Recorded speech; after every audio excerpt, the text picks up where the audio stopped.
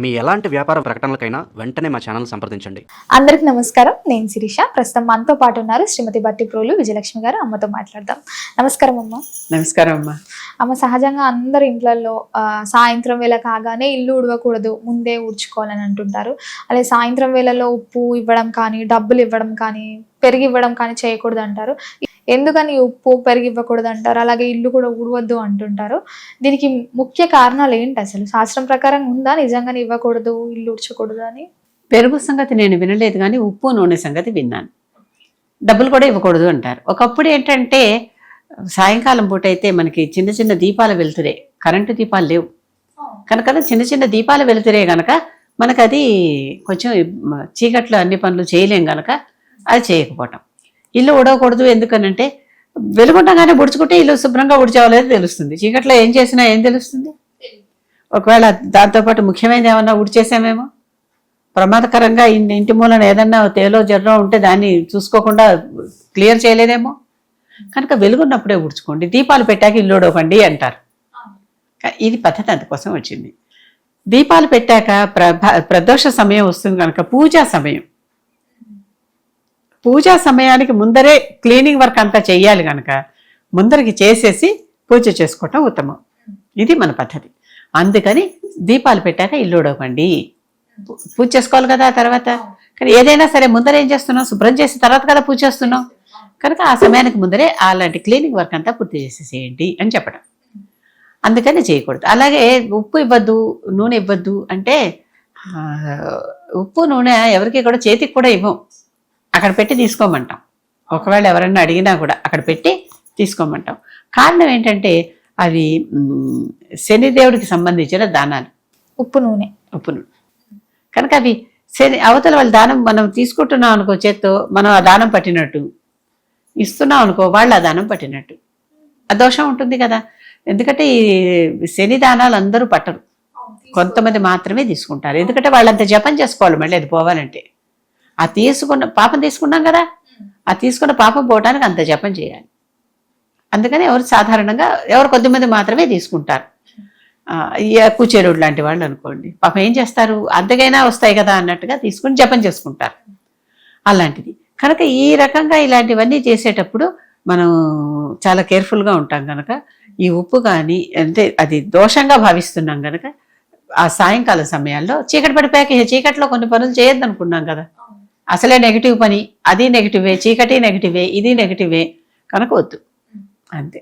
అమ్మ, ముఖ్యంగా రాత్రిపూట ఉప్పుతో పాటు ఈ సూదులు కూడా ఇవ్వకూడదు అంటుంటారు, అది కూడా నిజమేనా? ఇలాంటివి ఏమీ ఎక్కడా లేవు కదమ్మా. సాధారణంగా ఇనుము కానీ, ఉప్పు కానీ, నూనె కానీ ఒకళ్ళ చేతి నుంచి ఒకళ్ళు అందుకోరు.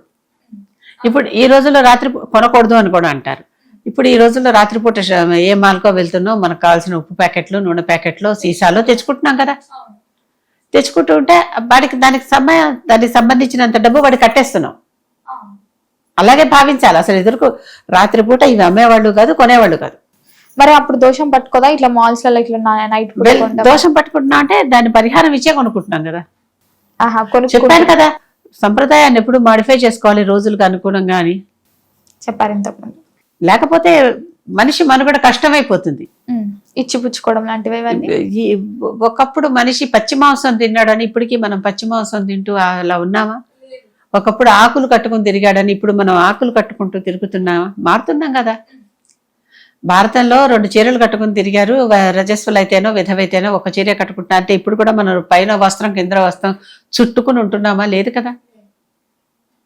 కనుక సంప్రదాయాన్ని సందర్భానుసారంగా అసలు దానికి దోషం తగలనంత వరకు, అంటే మెయిన్ కాన్సెప్ట్ దెబ్బ తగలనంత వరకు మార్చుకోవచ్చు. అదే తరానికి మారుతూ ఉంటాయి. తరానికి తల్లుల నుంచి పిల్లల తరానికి, పిల్లల నుంచి వాళ్ళ పిల్లల తరానికి మారుతూ ఉంటాయి. అమ్మ, మొత్తం మీద మాకు తెలియని ఎన్నో మంచి విషయాలు తెలియజేసినందుకు ధన్యవాదాలు. అమ్మ, చాలా మందికి కొన్ని డౌట్స్ ఉంటాయి. ఏ దిక్కున పడుకోవాలి, ఏ దిక్కున పడుకోకూడదు, ఏ దిక్కున కూర్చోవాలని. ముఖ్యంగా చూసుకుంటే మరి ఏ దిక్కున పడుకోవాలి? అసలు నిజంగా ఉత్తరం వైపు పడుకోకూడదని అంటుంటారు. మరి ఏ దిక్కున పడుకుంటే మనకి బాగుంటుంది అంటారు? ఉత్తరం వైపు ఎందుకు పడుకోకూడదు అంటారు? ఉత్తరం వైపున తలపెట్టి పడుకుంటే ఎదురుకుండా కనిపించేది దక్షిణం. అవును, దక్షిణం యమస్థానం. ఇప్పుడు దిక్పాలకులు అంటారు తెలుసు కదా, 4 దిక్కులు 8 దిక్కులు వాటికి ఆ దిక్కులకి అధిష్టాన దేవతలు ఉన్నారు కదా.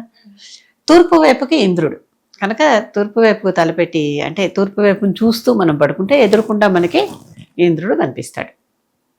ఇంద్రుడు మనకి దేవతల రాజు కదా, దేవేంద్రుడు కనుక భయం లేదు. ఇలాగే పడమర వైపుకు పడుకుంటే వరుణుడు, దక్షిణం వైపుకు పడుకుంటే యముడు. దక్షిణం చూస్తూ పడుకుంటే అని కాదు, చూస్తూ పడుకుంటే అని అర్థం అనమాట. ఉత్తరం వైపు ఉంటే కుబేరుడు.